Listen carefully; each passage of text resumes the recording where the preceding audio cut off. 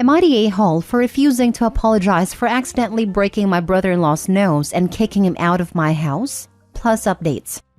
Some context. I, 32 female, was violated when I was 17 during a home invasion when I was home alone. It has taken me years of intensive therapy to learn to live with what happened to me, and I am now in a great place and overall happy. I should mention that as part of my healing process, I've taken Muay Thai/kickboxing since I was 18 to help develop a sense of control and self-defense. One of my few triggers due to the nature of how my attack went down is being grabbed from behind. Being grabbed from behind automatically makes me panic and triggers my PTSD. All my close friends and family are aware of this. They don't all know the reason behind the fear, they just know not to do it, including my brother-in-law. Now, on to the AITA part. Last week, I hosted a get-together with a couple of family and friends at my home. My brother-in-law, 29 male, has always been something of a prankster/jokester. In the 5 years that he and my sister have been together, we have gotten along fairly well, and his prankster ways has never been an issue since he's never really directed them towards me. At one point during the evening, I went upstairs to change. My brother-in-law thought it would be hilarious to scare me as a prank. While heading back downstairs in the hallway, he came out of the guest room and grabbed me from behind. I lost it, and in my panic, I elbowed him in the face, which ended up breaking his nose. Even after everyone rushed upstairs and I saw it was just him, I could not stop spiraling and was in a full meltdown. I ended up calling him every name in the book and kicking him out of my home. Now that a few days have passed, my sister reached out stating that she thinks I need to apologize. Her reasoning being that he had no way of knowing that pulling a harmless prank would have caused such a reaction, especially since he didn't know the reason behind my fear. I stand by that it doesn't matter that he didn't know the details of why I was scared. He was aware that it was a debilitating fear caused by something traumatic and should have known better. Not to mention that he has yet to apologize to me as I broke his nose. Our family believes that my violent reaction was justified, however, they do think that kicking him out was a step too far. So, am I the a-hole? Now for the top comments before reading the updates. Not the a-hole. What gives him the right to put his hands on you? Period. The fact that he knew not to grab you from behind and did it anyway. Fool around and find out comes to mind. And he found a hack out. How old is he? 12? Pranks aren't cute/funny after 12. Not the a-hole. You're pretty awesome. Like movie-style takedown awesome. I like the above suggestion about saying, sorry, you didn't take me seriously and your nose got broken. Kicking him out was a valid reaction. You don't grab women from behind in the dark. No type of apology at all. It is not her fault he is a pervert. Not the a-hole. I'm not buying his innocent prank BS, to be honest. What he did was deliberately cruel. Knowing what it would do to you, he decided to do the thing that traumatized you so much. Think about that. He thought it would be a funny thing to do. That's not a prank. It's freaking psychopathic. It wouldn't surprise me if he was getting a thrill from it. I'm also not believing he doesn't know what happened to you. He knew you had a huge trauma, and he knew that as a result of this, being grabbed from behind is hugely triggering for you. Unless he has the intelligence of a lump of moldy cheese, he knows what happened to you. It's not hard to add it up. You owe him nothing. He owes you 1,000 apologies. Now for the first update. First and foremost, I would like to thank everyone for all the support and wonderful comments, especially all the comments calling me a badass for learning to defend myself and get to the point where I am today. Truly thank you. You all put a genuine smile on my face. Also, all the fool around and find out comments made me laugh, which, after all the recent events, was definitely needed. I wanted to first clarify/answer some common questions I saw. For those wondering what I meant by being grabbed from behind, it is not a simple tap on the shoulder or a gesture someone would make when simply trying to get your attention. When I say grab from behind, think bear hug. Also, for those wondering, my attacker was caught and is currently still behind bars. I ended up sending my family, sister, and brother-in-law included a link to this post. After reading the comments, you all have made family members that were previously thinking that I took it too far in kicking him out apologize and agree that until I felt comfortable, my brother-in-law is not to be invited anywhere I am. Especially since I am told he is doubling down on while maybe it was messed up of him to scare me, it was still just a prank, that I still broke his nose and need to apologize. So, with that being said, I decided that he could kick rocks and I hope his nose heals crooked. My sister and I have not spoken. She sent me a text asking to meet me this weekend to talk. Throughout this ordeal, the thing that has hurt the most has absolutely been the way she has downplayed what her husband did. She more than anyone knows how hard everything was for me and was there to see the aftermath of my attack. Depending on how everything goes this weekend, I will take the advice you all have made and make the decision on whether I need to go low/no contact with her. At least until she fully understands the severity of the situation and apologizes. I will possibly update this post one last time after this weekend to let you all know where we stand. Again, thank you all. Second update. Hello all. After a very difficult and tearful conversation with my sister, I have come to the decision to go low/no contact with her. Completely no contact for some time. She, like the rest of my family after reading all the comments you all have made, finally saw it from my perspective. She did apologize and state that she truly does understand what her husband did was wrong. However, she feels that for the sake of her own marriage that she needs to stick behind her husband. And so in the meantime, if her husband is not welcomed somewhere, she will not be there either. I will say I am very hurt and disappointed, but that was her decision to make. Just like I made my decision in keeping my distance, as it's become clear that it will not be possible to maintain a relationship with her without maintaining one with him, which is not something I'm willing to do for the foreseeable future. Almost 3 weeks after the event and after reading hundreds of comments, this man is still doubling down. Even apparently had the nerve to say that the reason why everyone is on my side is because I provided a sob story beforehand. He still apparently fully believes that despite it being messed up, it was still just a joke, and I overreacted, and I'm lucky that he doesn't decide to sue me for the medical bill that he is going to receive for the broken nose. Not that it will go anywhere, as him grabbing me is considered crime. Why do these pranksters think their desire to pull pranks is more sacred than the desire to feel safe in one's own body/home? What is funny about making a woman think she is being attacked? Brother-in-law isn't a prankster, he's a bully. He's lucky it's taken him this long to get his comeuppance. In my experience, people who call themselves pranksters are usually just annoying a-holes. I was pranked by one of my seniors in my college hostel. In her defense, it was not just her, but a lot of idiots who used to do this. Anyhow, she waited in the dark while I was coming out of the cafeteria after dinner. She just made a very loud noise and jumped in front of me. I freaked the heck out, and in reflex slapped her in her face. It was not even in retaliation, just my reflex in that situation. I apologized. She also kinda did. But no one pranked me after that. We all used to joke about it months after this instance. Who the heck sneaks out of a bedroom and grabs a woman from behind by surprise, in her own house, when everybody else is downstairs? This was not a simple prank by jokester. This is sicko behavior.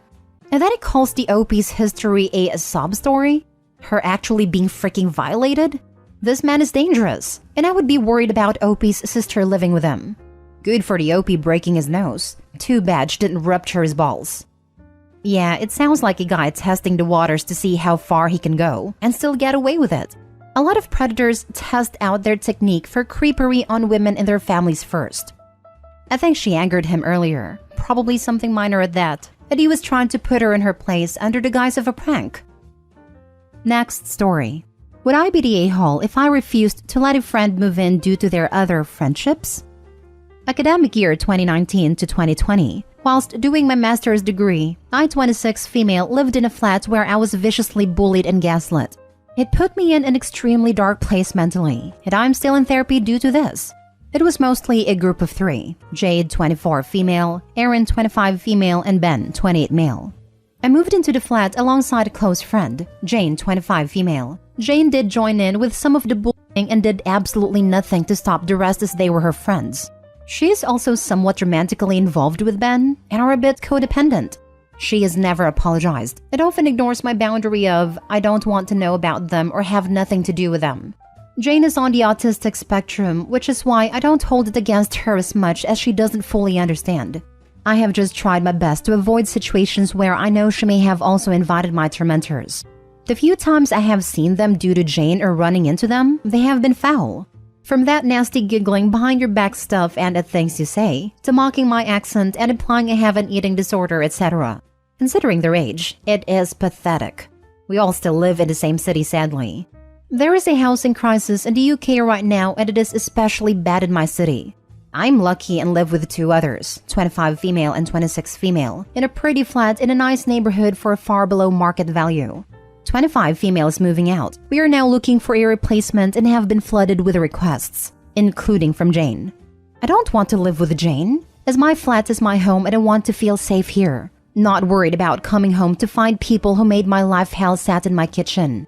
However, I am aware Jane cannot afford a higher rent than this, and her overprotective parents won't allow her to live in a less expensive neighborhood. Meaning, if she doesn't move in with us, she would have to continue living with her parents and commuting.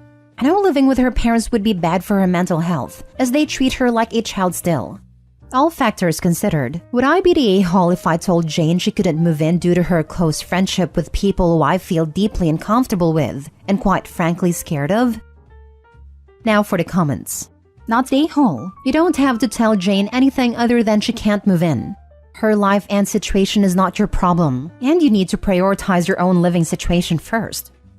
Jane made her choices, and she chooses to remain friends with these horrible people. She has consistently chosen them over you, and through her choices, she has excluded herself from ever living in your space again. Not the a-hole. Absolutely this. You need to come first in your life. And by the way, in my opinion, autism is not an excuse for bad behavior. However, the diagnosis/condition does create a need for Jane to learn how to temper her words and actions. Always easier said than done, I know.